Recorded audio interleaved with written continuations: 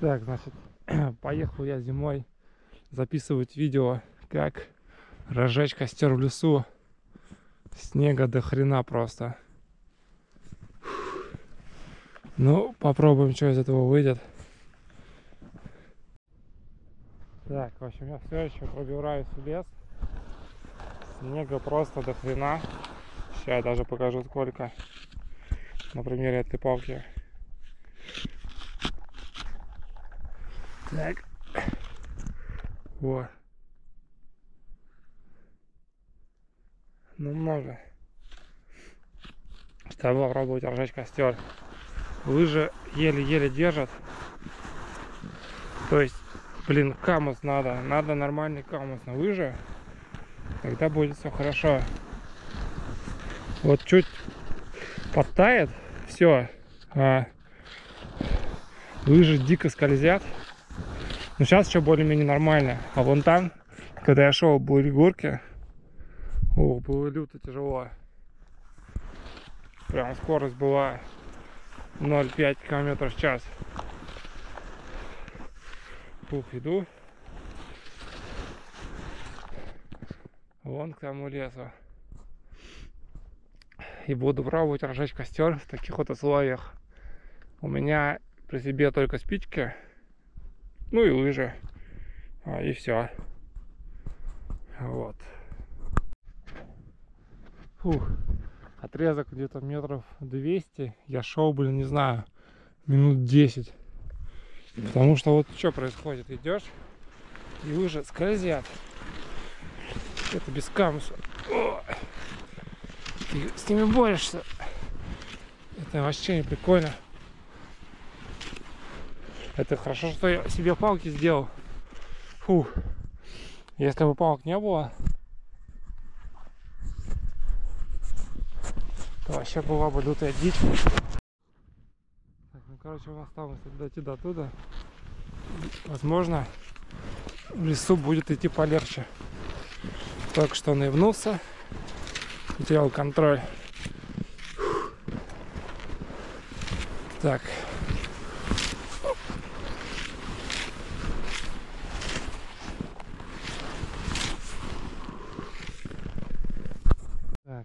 Так, короче, добрался я кое-как до леса.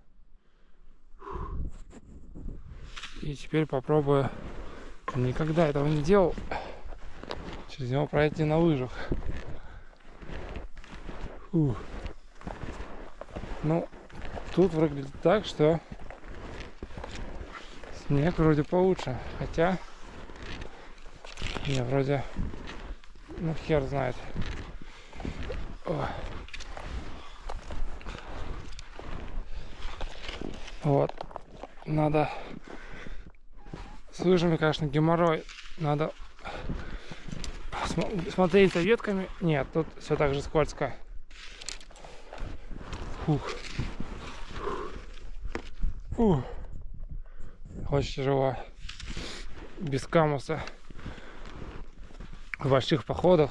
На самом деле, вообще сейчас подумал, что если идти в большой поход, ну именно на лыжах, то это, ну, дико опасно. Потому что если что с лыжами случится, то все, пизда. Хер ты отсюда выберешься, то есть будет очень тяжело. Так, здесь я так просто не пройду. Фух, сейчас небольшую кочечку обходил где-то секунд 20. Конечно, надо удариться. Ну, в общем, в обычные ПВД на лыжах еще можно.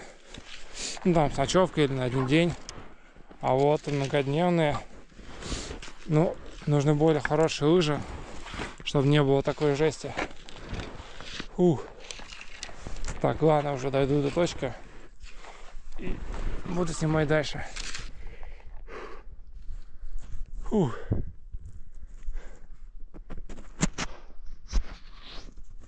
Одно радует. Хоть свежим воздухом дышу. Фух. Фух. Вот она реальная ситуация. Пока я, значит, шел, я, конечно же, вспотел. И я не могу так долго идти, мне нужно отдохнуть. И вот, нужен костер. Но, блин, что делать? Вот такие идут есть снега. То есть первым делом я снимаю нахрен лыжи, потому что, ну, это уже не кайф так скользить. Нужно делать нормальный камус или что-то такое, что будет задерживать как бы скольжение. Вот. Первым делом я, потом вторым делом я обязательно расчищаю снег. Вот, я тут нашел себе уже место, потому что, ну, если его не расчистить, то, соответственно, как бы и снег будет таять, будет вода, и нахрен это надо. То есть лучше сразу все сделать, как бы, чтобы не было этой воды.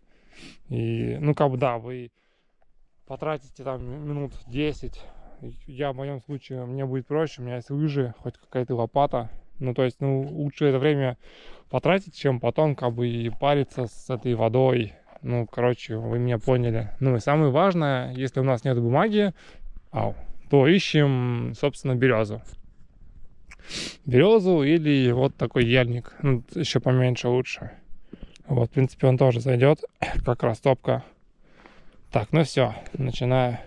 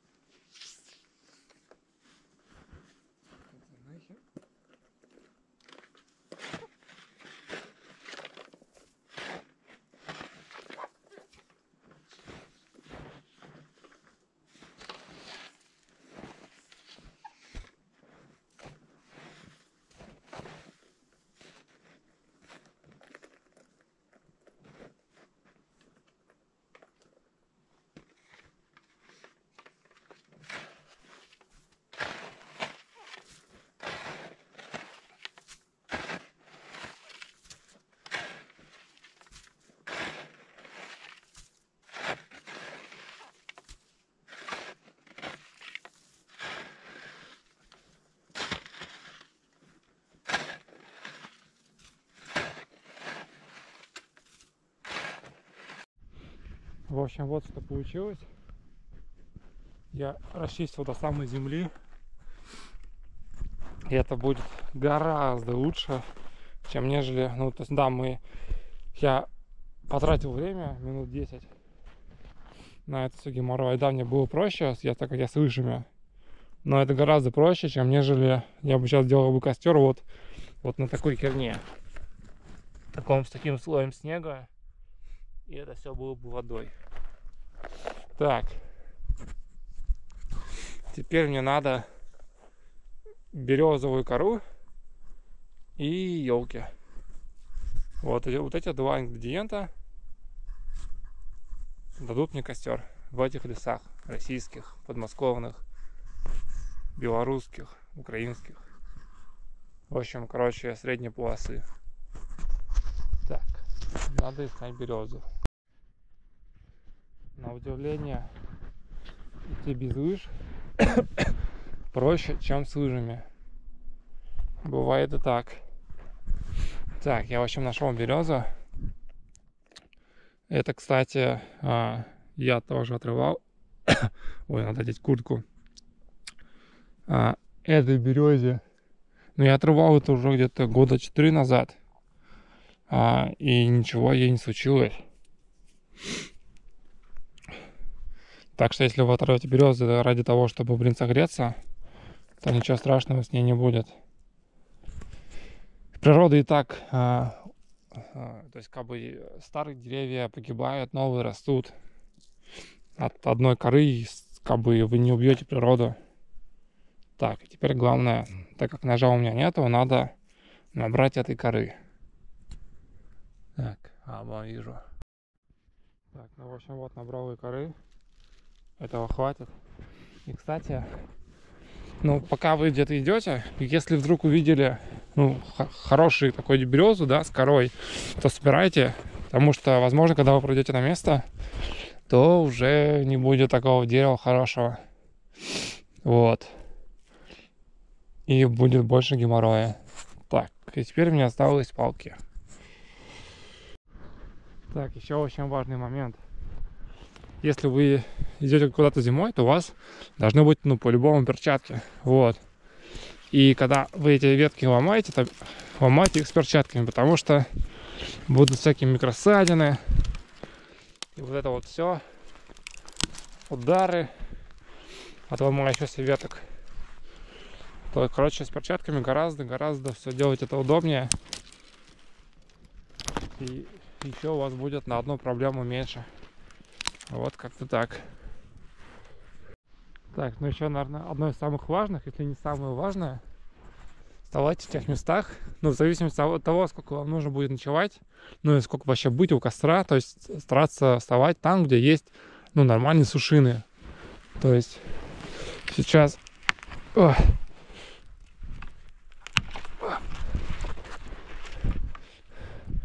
Сейчас я буду делать не очень большой костер, но в целом...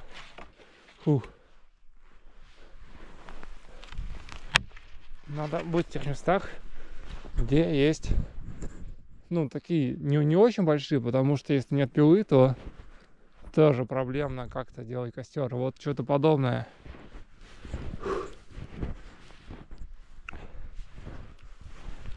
Ну, именно сушины. Потому что живые деревья, они гореть не будут. Как бы вы не хотели. Потому что бывало, я видел, что нахрена зачем-то люди спиливали живые деревья. Зачем вообще? Они вообще не горят. Вот такие сухие деревья.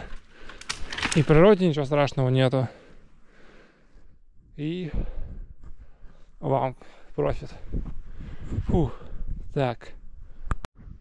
Так, что, собственно, делать, если ветки большие? Ну, их довольно сложно так вот сломать без пилы какой-то.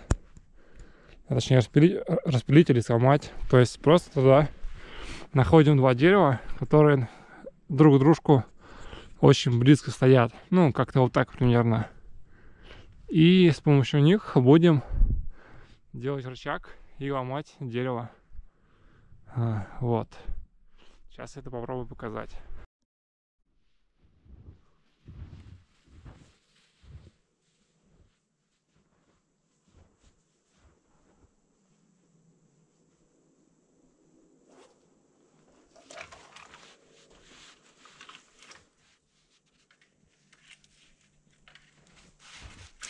Ну, это, в принципе, большой бывает. Но, в принципе, вот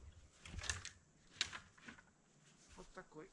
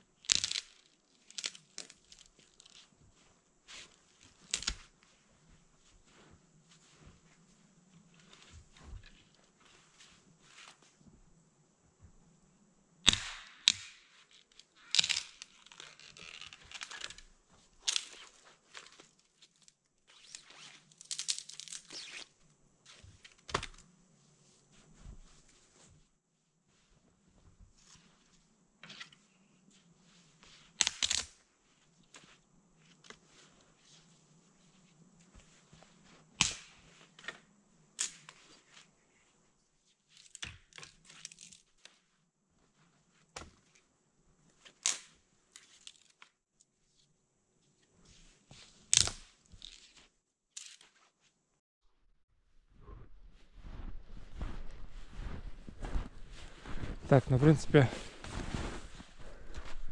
для какого-то первого раза я нормально наломал. А вот этих вот надо побольше еще.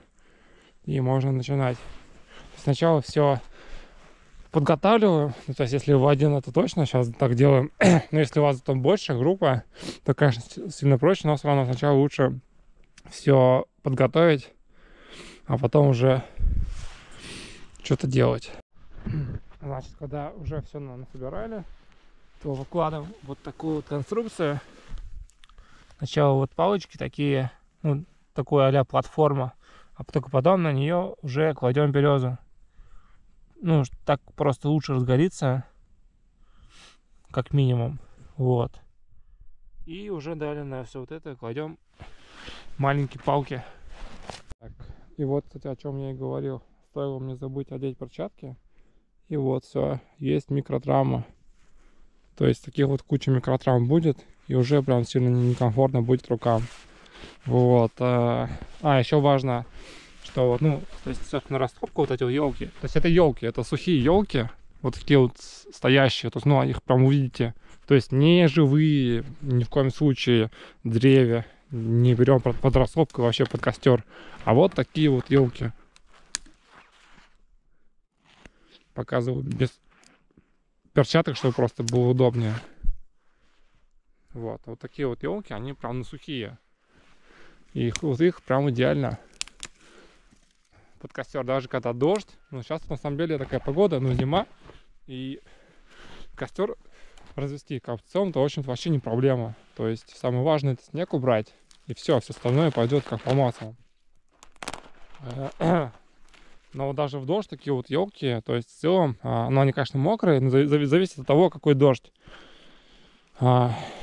Даже вот если они мокрые, то они могут разгореться. Конечно, это будет сложнее, чем вот сейчас это делать. Но все равно вот очень важно такие елки.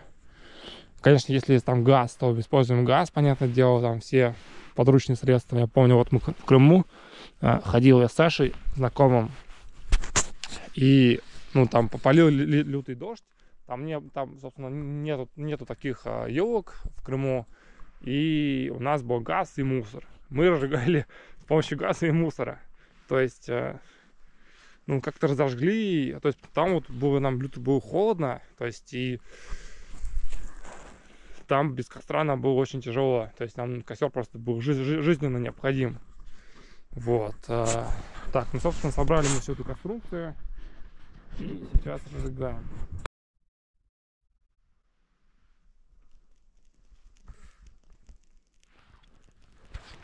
Так, можно подкладывать. Даже нужно.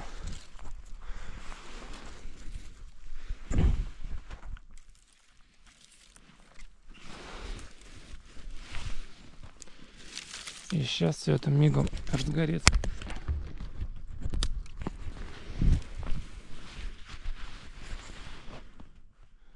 Так, ладно, рукой это делать неудобно.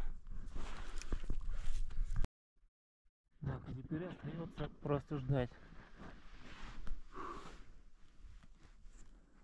когда это все дело разгорится.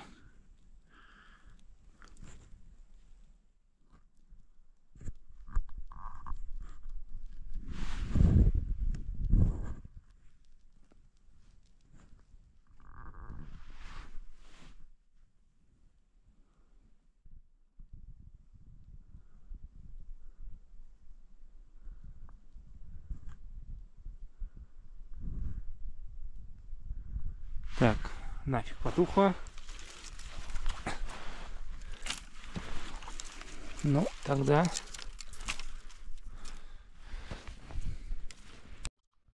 в таком случае берем самые маленькие елочки. И пробуем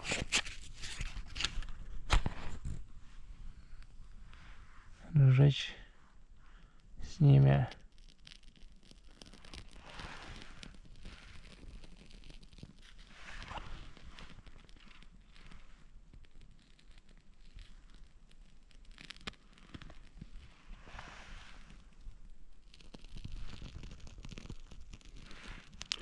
И будем подкладывать по мере разгорания.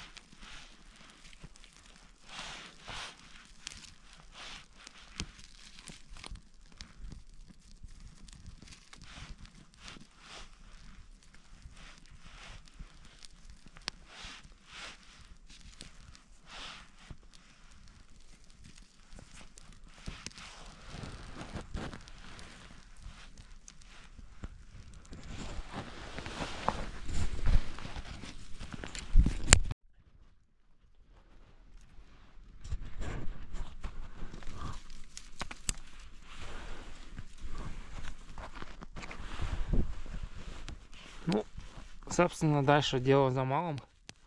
Просто подкладывать.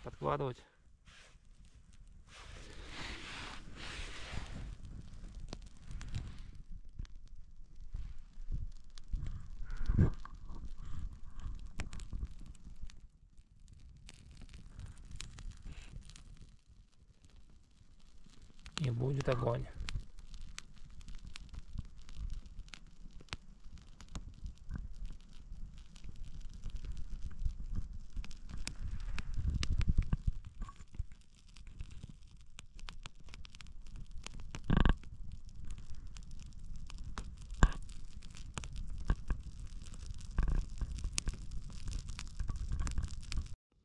Так, ну а сейчас просто время расслабиться, кайфовать и смотреть на огонь.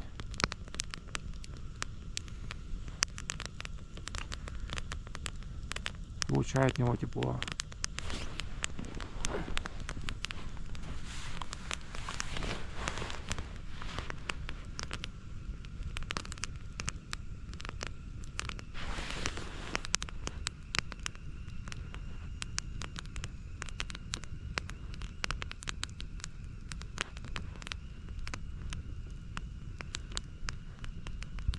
Снег постепенно тает. Вон, даже он там есть, и все равно что-то шуршит внизу. А если было бы сильно больше, то это был сейчас такой геморрой. Ух, нифига оно надо. Кстати, за счет того, что я выкопал такую ямку, тут и ветра меньше. Вот в этом низу. Так что один только профит.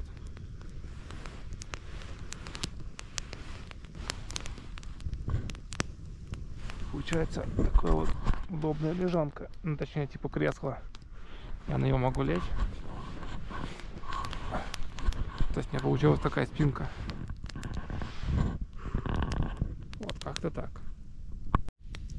Кстати, выявил небольшой косяк, что надо было побольше делать яму, потому что палки не проваливаются нормально как бы вниз из-за снега. То есть надо было больше тут делать. Это так, мысли вслух. И придется сейчас что-то придумывать. Ну, скорее всего, просто я буду ногой туда вниз и вобью их. И думаю, будет нормально. Да, вон прям слышно, как шипит вода. Конечно, в идеале лучше всего для костра использовать сухие ели, если они вообще есть. То есть в них минимум воды. О, шипит как. И они будут лучше гореть. Ну да, они будут быстрее прогорать, но в костре такие тоже стоит иметь. Мне просто сейчас лень искать. Здесь я не вижу вблизи. Это нет такой задачи.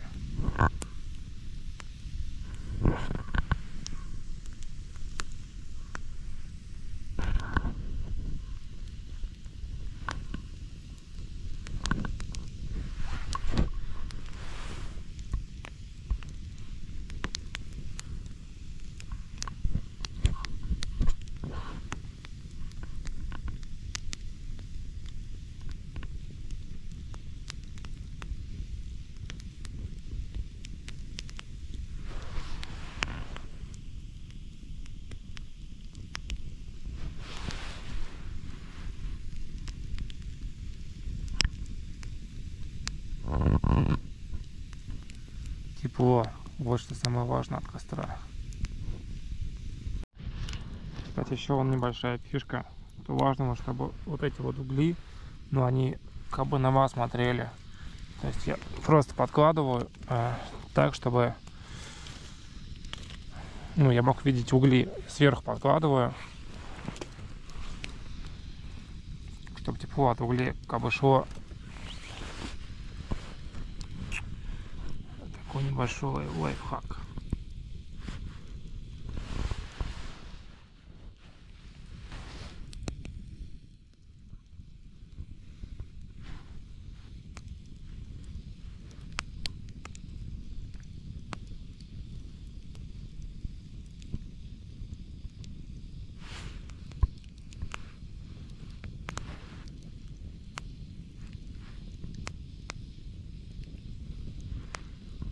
На огонь можно смотреть вечно.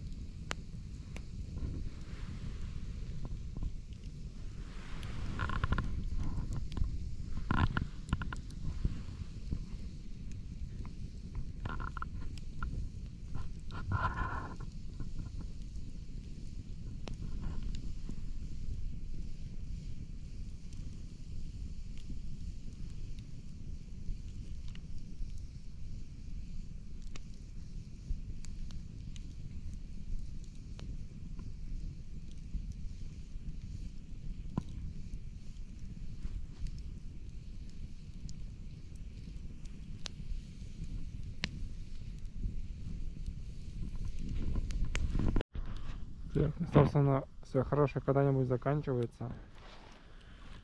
И я решил валить лыжи в охапку, потому что на них нереально просто идти. Сейчас погода где-то, ну, легкий минус. И без камуса прям очень тяжело. И пойду так, пешком. Это гораздо проще. Мне где-то идти до дома метров 500. Еще полчаса на дорогу.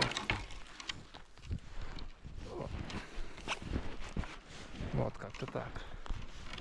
Разжигайте костры и не мерзните.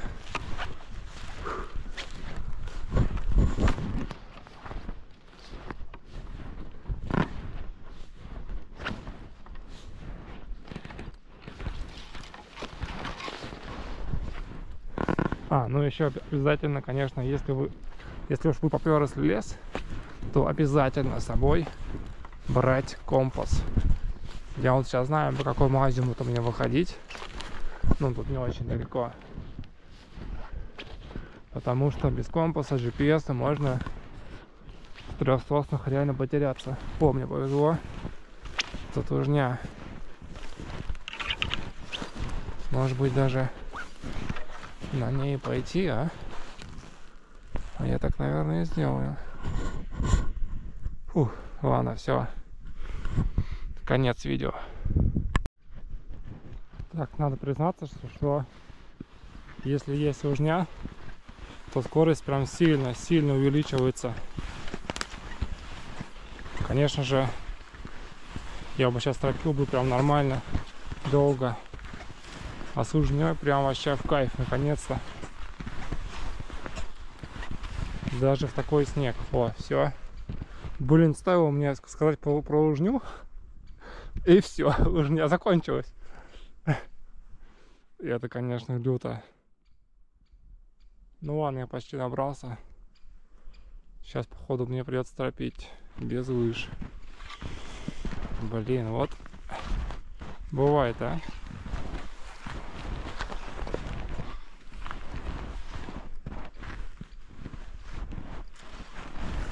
Так, ладно, пора, наверное, заканчивать.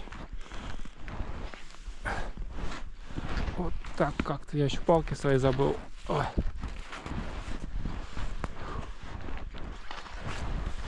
Так, ой. Так, получится тут съехать, не? Ой. Опа! Прикол. Ладно. Ну, если вниз, то, конечно же, сильно проще. Они не так скользят, хотя тоже. Оп. Да, вниз сильно проще.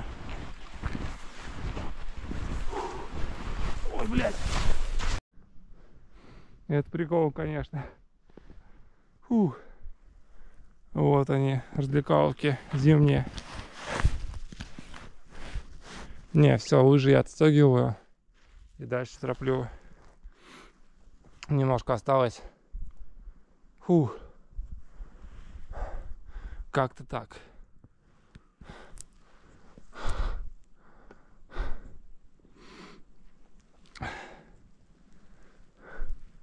Очень тихий зимний лес.